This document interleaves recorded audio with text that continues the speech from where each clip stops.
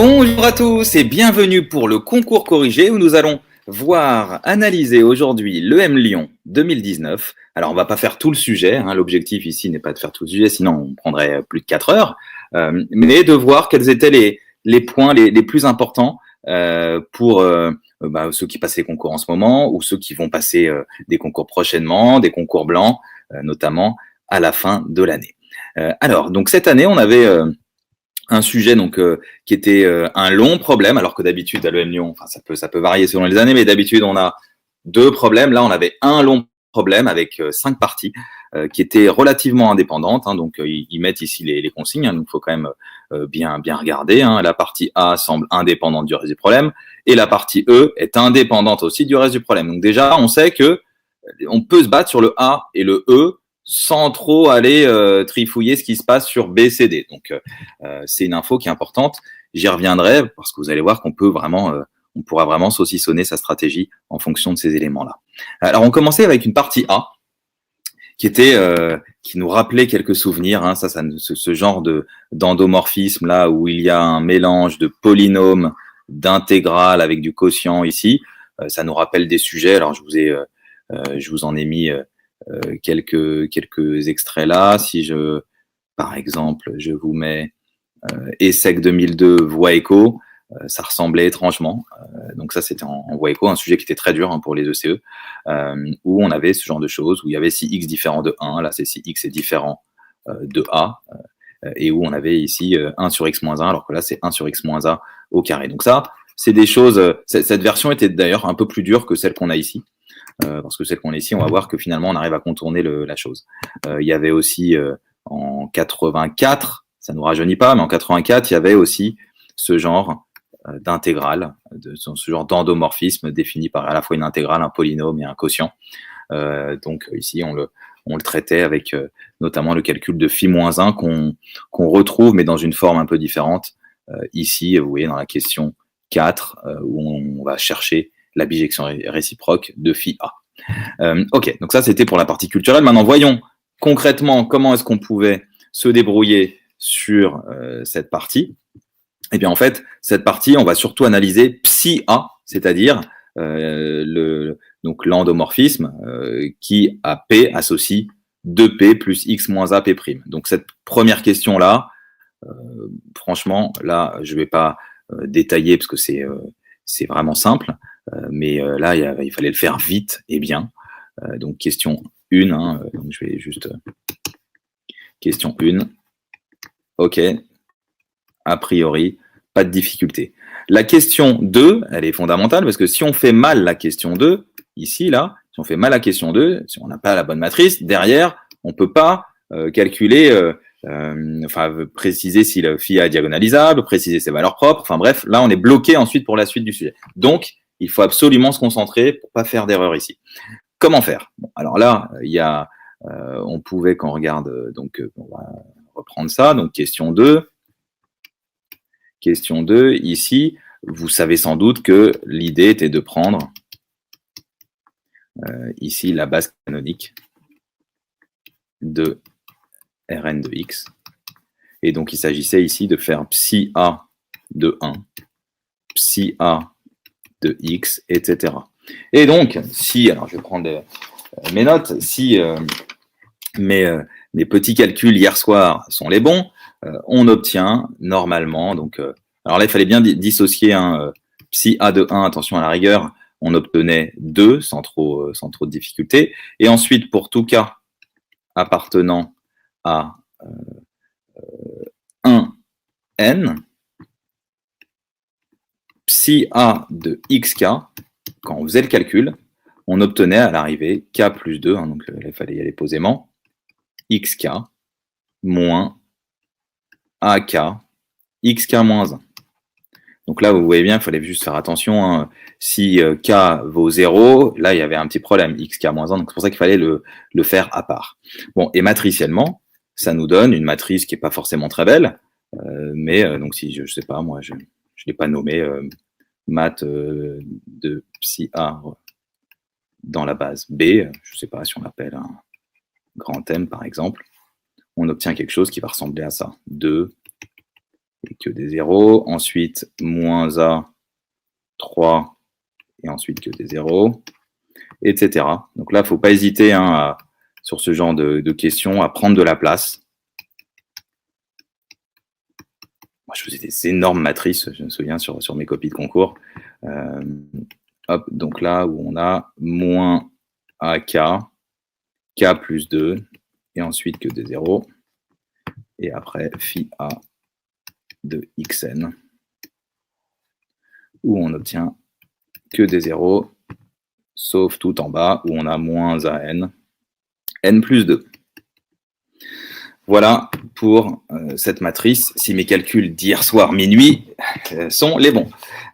Ensuite, on nous disait, et donc là, ça s'éclaire quand même relativement, parce qu'on nous dit, montrer que phi est diagonalisable et préciser ses valeurs propres. Là, j'imagine, ça vous a pas échappé, on est en présence d'une matrice qui est triangulaire, supérieure, avec les éléments diagonaux qui sont finalement les valeurs propres. Ces éléments diagonaux sont tous distincts, 2A2 distincts, donc on a finalement, de manière classique, juste en utilisant le cours, que comment on peut l'écrire, psi A admet n plus une valeur propre, les éléments. Alors là, je rédige pas exactement comme il faut, c'est-à-dire que normalement, il faut dire M est une matrice, tout ce que je vous ai dit juste avant, triangulaire, supérieure, dont donc les éléments diagonaux sont les valeurs propres. Ces éléments diagonaux sont tous 2A2 distincts, donc phi A admet n plus une valeur propre, distincte. 2 points. Et donc, on dit quelles sont ces valeurs propres. 2, 3, jusqu'à n plus 2. Vous pouvez aussi écrire, si vous voulez, si vous êtes puriste, spectre de psi A, égale à l'ensemble des K, pour K, appartenant à 2, n plus 2. Voilà. Vous pouvez aussi écrire l'ensemble, si ça vous arrange, des K plus 2, K appartenant à 0n. Là, vraiment, à vous de voir ce qui vous arrange. Et donc, comme la dimension de Rn plus 1 de x, c'est de Rn de x, pardon, c'est n plus 1, on conclut illico presto que psi A est bien diagonalisable. OK. Et ces valeurs propres, on les a précisées. Justifier que psi A, là aussi, question cadeau, on ne pouvait pas passer à côté de cette question. Donc la question 3b, on voit que 0 n'appartient pas au spectre, donc c'est fini, c'est le cours. Donc, donc M est inversible, donc psi A est une bijection, et comme c'est un endomorphisme, c'est bien un automorphisme. OK. Calculer ensuite, on nous demande de calculer, là c'était vraiment simple aussi, bon, le but n'est pas de vous rédiger parfaitement, ça c'est le but plutôt des corriger, là je vous donne des éléments de correction. Quand on fait psi A de QK, on obtient K plus 2 QK. Bon. Donc là on est content, pourquoi? Parce que QK, attention de bien le préciser, est non nul, et psi A de QK égale en fait à un lambda K plus 2 QK. Donc finalement, QK est un vecteur propre associé à la valeur propre K plus 2, un vecteur propre de psi A, associé à la valeur propre K plus 2. Or, on sait que comme psi A admet, ça c'est du cours, admet n plus une valeur propre, et que la dimension de Rn de x, c'est n plus 1, nécessairement, ça c'est quelque chose qu'il faut que vous sachiez, nécessairement la dimension des sous-espaces propres, de chacun des sous-espaces propres, pour tout K appartenant à 0n, la dimension du sous-espace propre qu'on va appeler EK plus 2 de psi A, on sait que c'est 1. Ça, il faut que vous l'ayez bien en tête.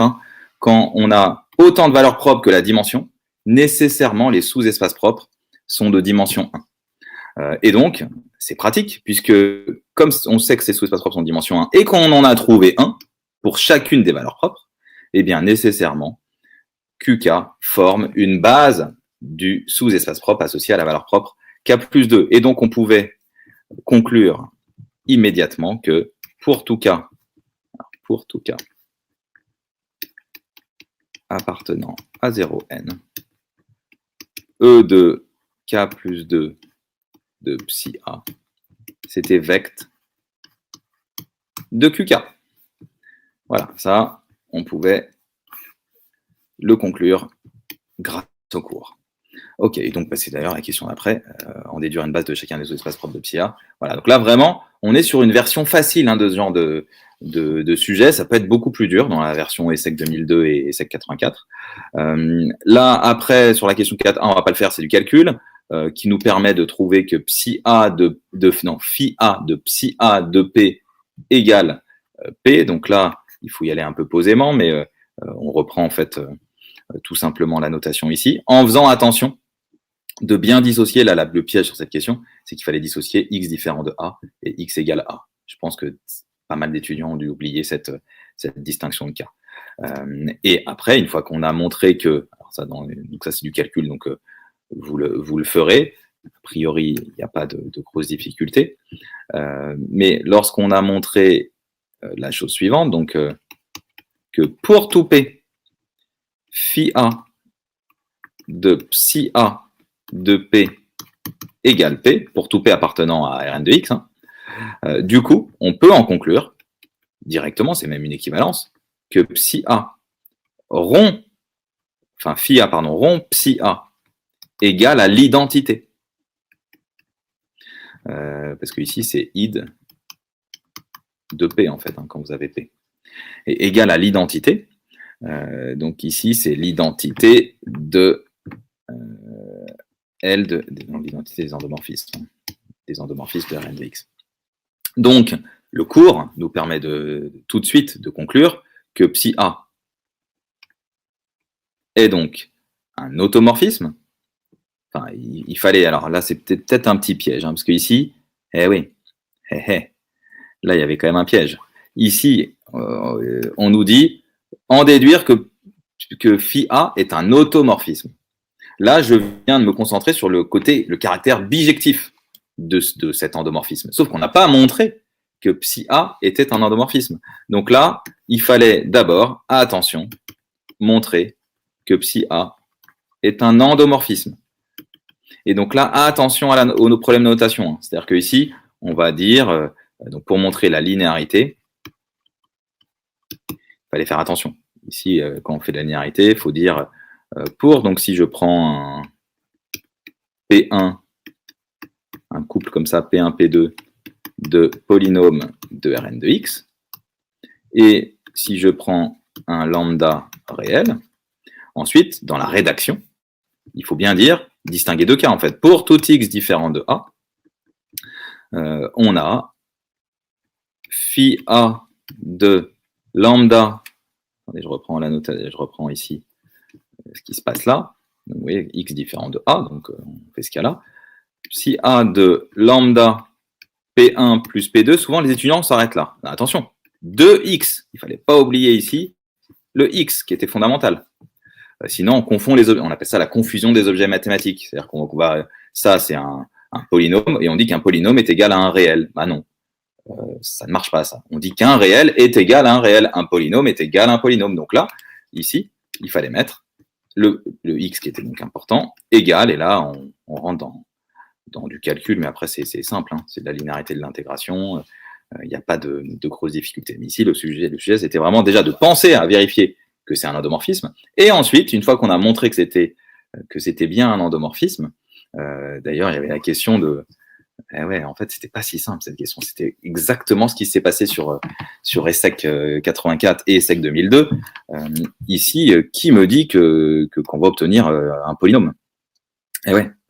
Donc là, un polynôme de degré Rn, de degré n, de degré O plus n. Donc là, il y avait tout un sujet. Donc la linéarité était simple, mais maintenant, attention. Donc ça, c'était le premier point. Maintenant, le deuxième point, il fallait faire aussi pour x égale a, dans la linéarité. Ensuite, il fallait montrons que phi a est une application qui va de Rn de x dans Rn de x. Autrement dit, montrons que pour tout P appartenant à Rn de X, si A, phi A de P, j'ai du mal, phi A de P appartient à Rn de X. Et là, c'était pas forcément du gâteau, cette question.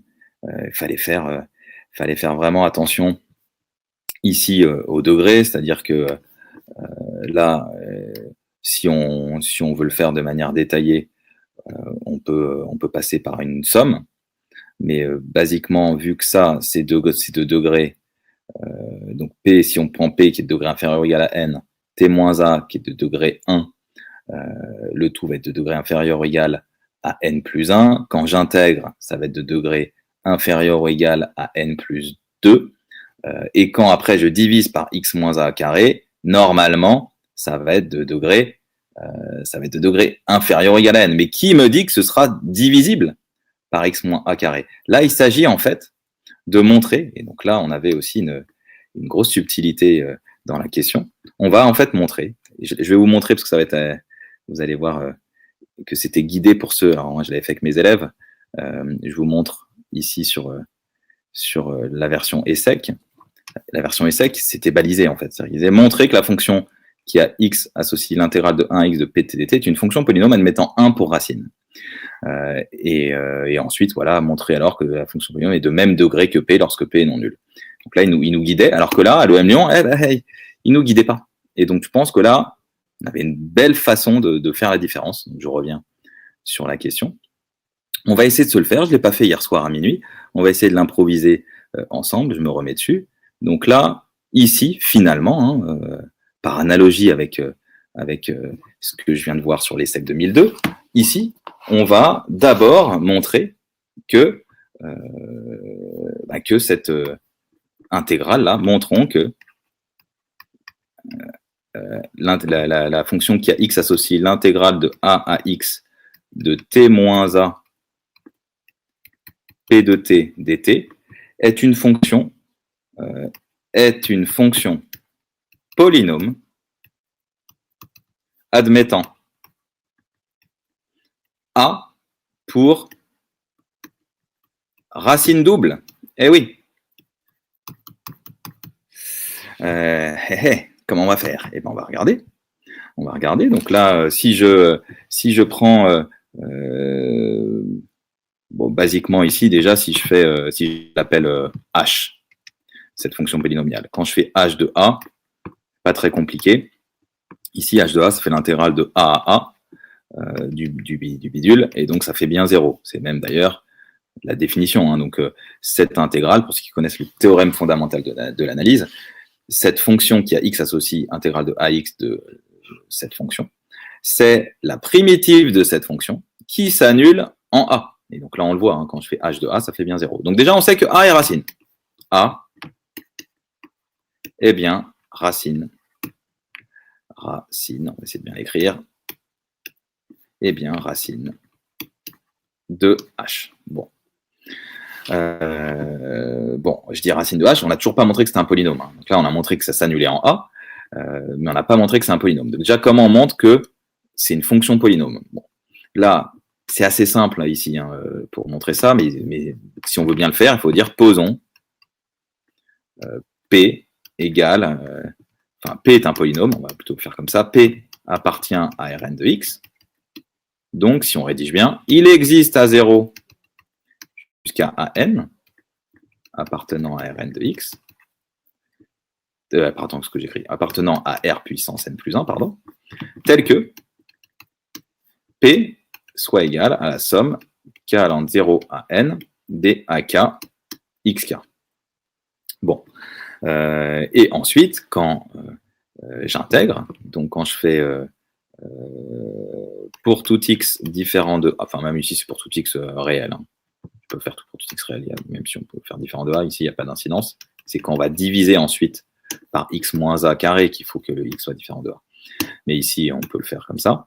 Quand je fais l'intégrale de a à x de t moins a p de t dt, je fais le calcul, ça nous fait t moins a somme k allant de 0 à n des, ouais, k, c'était peut-être pas le meilleur, la meilleure lettre à prendre, donc je vais prendre B.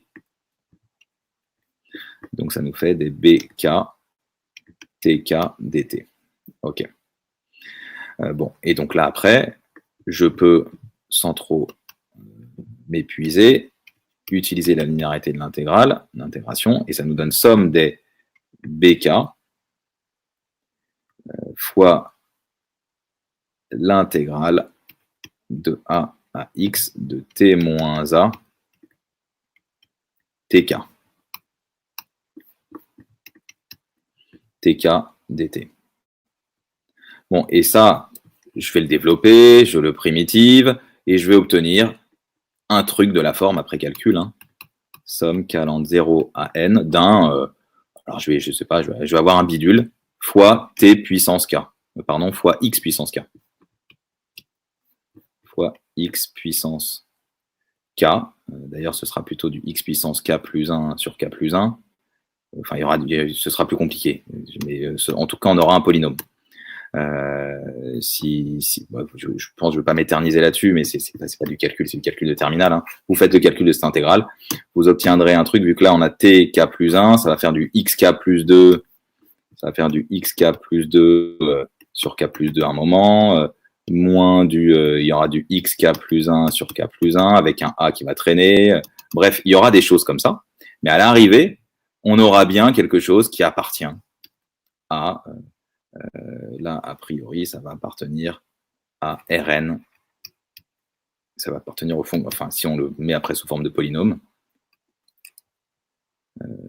Donc ce h là, cette fonction, cette h de a appartient à l'ensemble des fonctions polynomiales. Alors parfois on le notera comme ça, l'ensemble des fonctions polynomiales, avec un petit x, mais pas un grand x. C'était à l'ESSEC 2002 où il avait noté comme ça. Donc h appartient à h de... Ici, j'ai mis quoi? H tout court, ouais, H c'est une fonction polynomiale. Voilà. Donc j'aurai ici mon H, le H que j'avais posé, qui appartient à Rn plus 2 de x. Bon, on a donc montré, je récapitule, on a donc montré que notre fonction H là était bien une fonction polynomiale qui admettait A pour racine. Mais pour racine simple, on n'a pas montré que ça admettait A pour racine double. Donc, comment montrer que ça admet A comme racine double? En fait, il fallait penser à faire la dérivée. Donc ici, quand je fais la dérivée, ça c'est presque du cours, hein, sur le théorème de... Allez, je vous le rappelle, hein, parce qu'il va servir quand même pas mal ici, le théorème fondamental de l'analyse. C'est comme ça qu'il l'appelle. Hein. Pourquoi, je ne sais pas. Peut-être parce qu'il est important. Donc, il nous dit quoi? Il nous dit que si f est une fonction continue sur un intervalle i et que a appartient à i. Si on a ça, alors la fonction qui a x associe l'intégrale de a à x de f de t dt est, je vais l'appeler g, est la primitive de f s'annulant en A. Premier point. Deuxième point, le cours nous dit aussi que G est C1 sur I.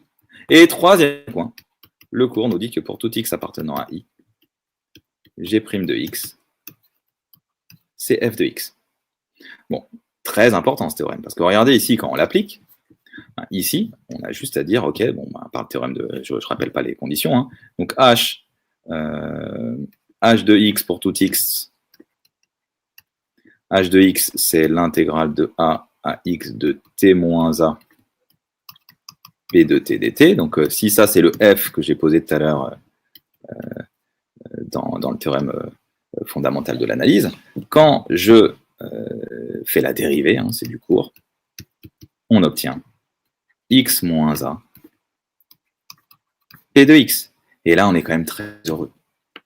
Parce que, regardez, comme c'est magnifique, quand je prends ensuite, vu que c'est vrai pour tout x, c'est vrai aussi pour x égale a, d'où l'importance d'avoir mis x réel et non pas x différent de a. Le x différent de A, il va venir plus tard. H' de A, on obtient A moins A, c'est-à-dire 0, et donc on obtient 0. Et donc, on a A qui est racine de la fonction polynôme H'. Et donc, par théorème, ce théorème, il faut le connaître, A est racine double de H, puisque A est racine de H', et bien donc A est racine double de H. Et donc, on est très heureux de pouvoir dire que ainsi, alors, on va conclure, hein, ainsi, on vient de montrer que H était une fonction polynôme de degré inférieur ou égal à n plus 2 et admettant A pour racine double. Vous allez me dire, mais quel est le rapport? Eh bien oui, parce que racine double, il y a quand même un point de cours après. C'est que du coup, on a pour tout x réel, h de x qui peut s'écrire x moins a au carré fois un reste. Alors le reste, je vais l'appeler r tout simplement, hein, fois r de x avec degré de r inférieur ou égal à n, puisque le degré de x moins a carré est égal à 2. Ok, là on a avancé. Vous devez vous dire, waouh, en fait sur cette question il y avait quand même du boulot. À moins je ne pense pas qu'ils aient dit on admettra que ce soit un endomorphisme. Montrer que non, ils ne nous disaient pas. Hein. Ouais, les filous là, ils nous ont piégés. Ici, il fallait donc montrer que c'était bien un endomorphisme. On n'a pas fini. Donc là, j'ai montré que h était un polynôme, une fonction polynôme de degré inférieur ou égal à n plus 2. Du coup, quand je divise par...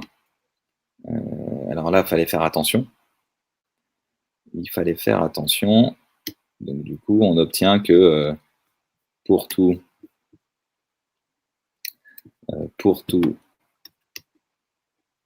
x différent de a cette fois, on a phi a de p de x qui vaut 1 sur x moins a carré fois x moins a carré r de x, et on obtient donc r de x.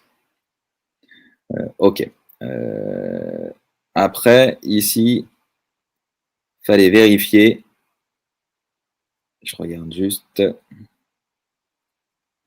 h' de x, ici, il fallait vérifier quand même,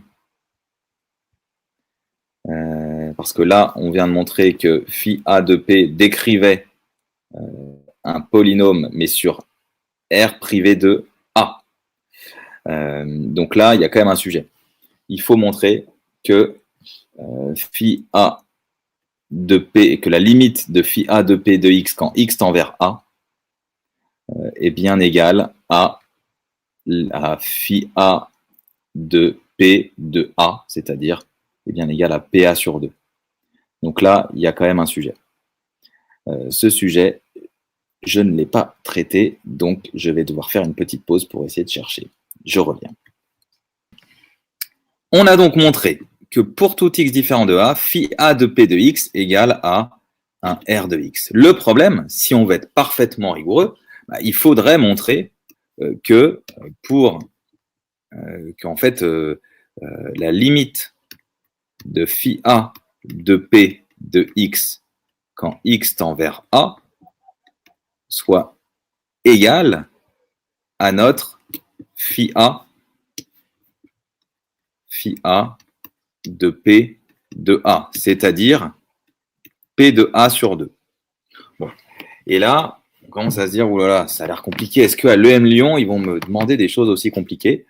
Peut-être, mais parce qu'en creusant, hein, j'ai un peu cherché cette piste qui nous rappelle les SEC 2002, sauf qu'ici, cette piste nous mène plutôt dans un corner. Alors, j'ai bien tenté de faire, par exemple, une intégration par partie, où on arrive à montrer en posant en fait notre U de t égale à P de t. Vous allez voir après pourquoi je fais une intégration par partie. U' de t égale à P' de t et V' de t égale à t moins a. V de t égale à t moins a au carré sur 2. On obtient en fait que notre intégrale de a à x de t moins a P de t dt est égale, après calcul, je vous passe le détail, on arrive à P de x, x moins a, on obtient x moins a carré, et là on est content, x moins a carré sur 2, P de x, sauf qu'il y a un résidu qui nous embête, qui est l'intégrale de a à x de t moins a carré sur 2, P' de t dt.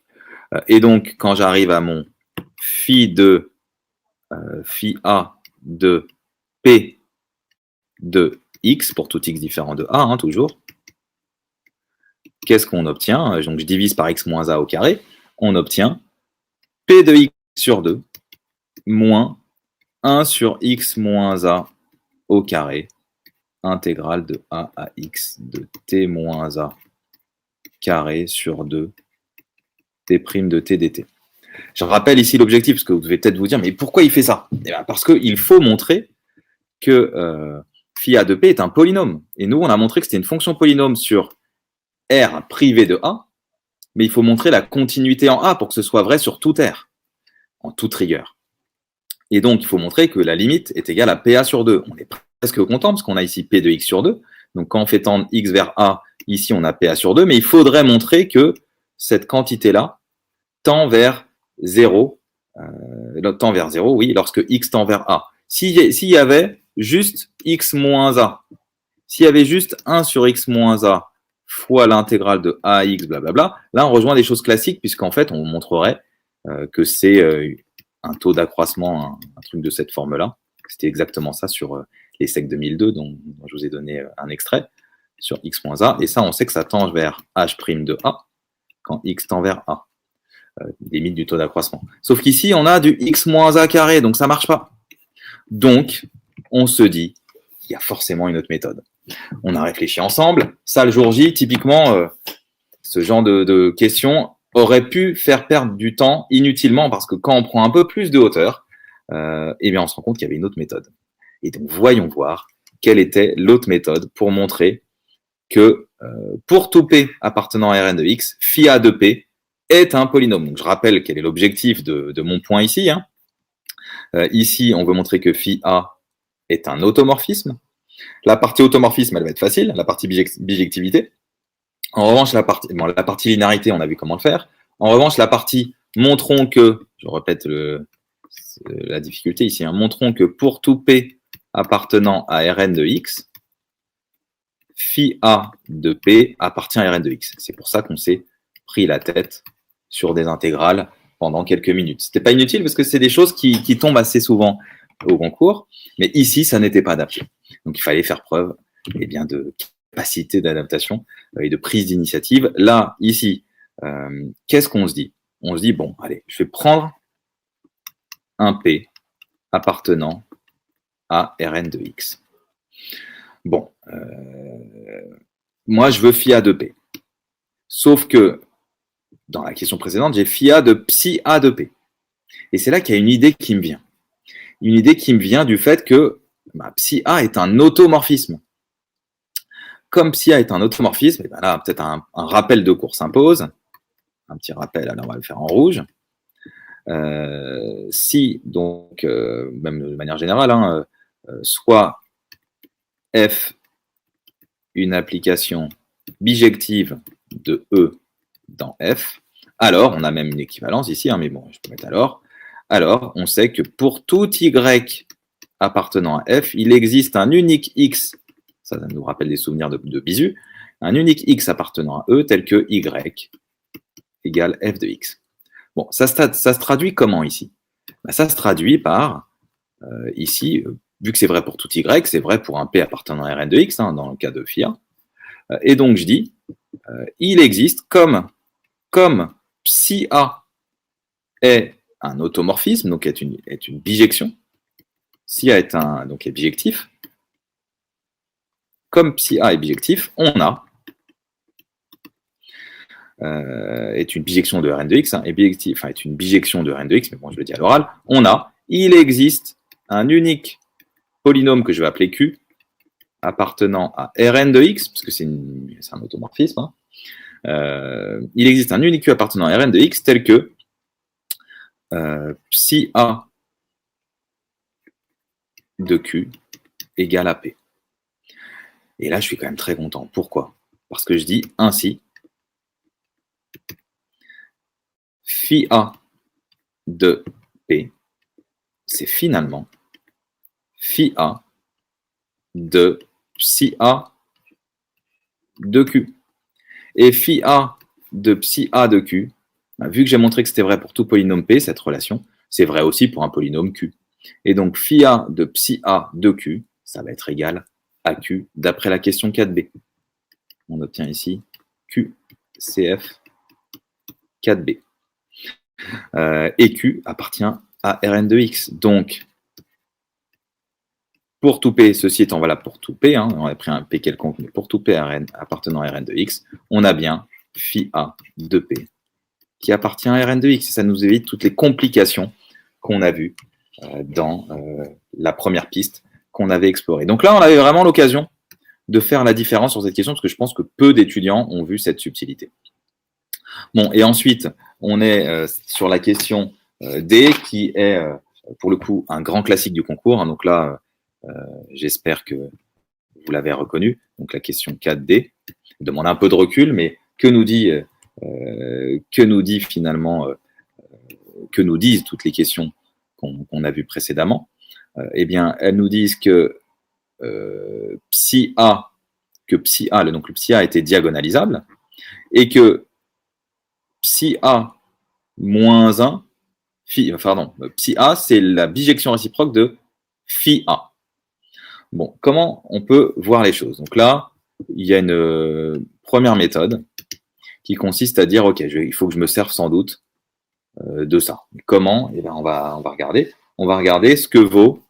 Et on a l'intuition que les vecteurs propres vont sans doute être les mêmes pour psi A-1 et pour phi A-1, pardon, et pour psi A. Mais bon, on va essayer de voir pourquoi. Quand je fais phi A-1 des polynômes des vecteurs propres là qu'on a vu tout à l'heure, pour tout cas appartenant de mémoire, c'était 0, n, 0, n. Oui, c'est ça. Psi A-1 de QK, c'est égal à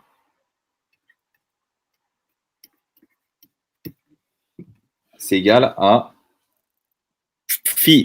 A, j'ai du mal, psi A de QK. Mais psi A de QK, on a vu que c'était, QK étant des vecteurs propres, c'est égal à K plus 2 QK. Bon. Mais regardez ce que je vais faire. Là, ici, l'idée va être de composer, d'appliquer plus précisément. Appliquons phi A. Qu'est-ce qu'on obtient? On obtient phi A rond phi A moins 1 de QK qui va être égal à phi A de K plus 2 QK. Vous voyez, j'applique ici j'applique phi A, et ben on obtient directement ce résultat. Mais comme phi A est un endomorphisme, c'est linéaire, et donc c'est égal à K plus 2 phi A de QK. Bon, et donc, vu que là, je reconnais évidemment l'identité, on obtient en fait que QK égale à K plus 2 phi A de QK. Et donc, phi A de QK, vu que K plus 2 est non nul, phi A de QK, quand je divise, du coup, ça va me donner 1 sur K plus 2 QK. On a bien avec K plus 2 non nul.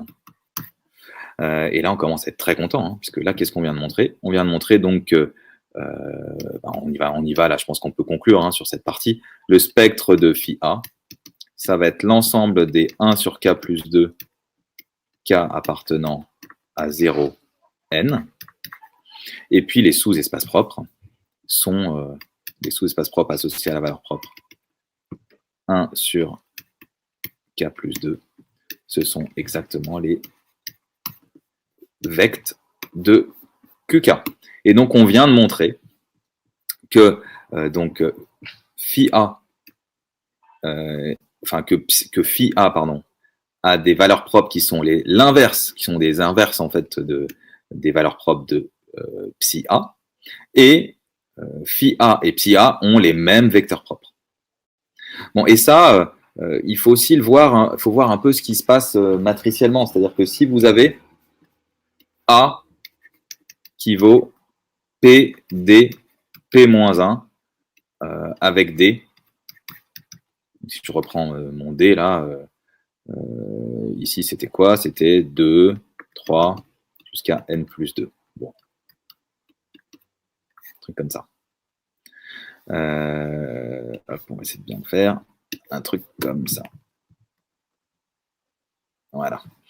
Eh bien, classiquement, on sait que D-1, l'inverse d'une matrice diagonale avec des éléments diagonaux qui sont non nuls, ça j'espère que vous l'avez bien en tête, l'inverse, c'est l'inverse des valeurs propres en fait. Ça fait 1 sur N plus 2, quelque chose comme ça. Et donc on voit que D-1 représente finalement, là ici, D, ça représentait la matrice, D, c'était la matrice représentant psi A dans la base de vecteurs propres. Eh bien, D-1, ça représente psi A-1, dans cette base de vecteurs propres.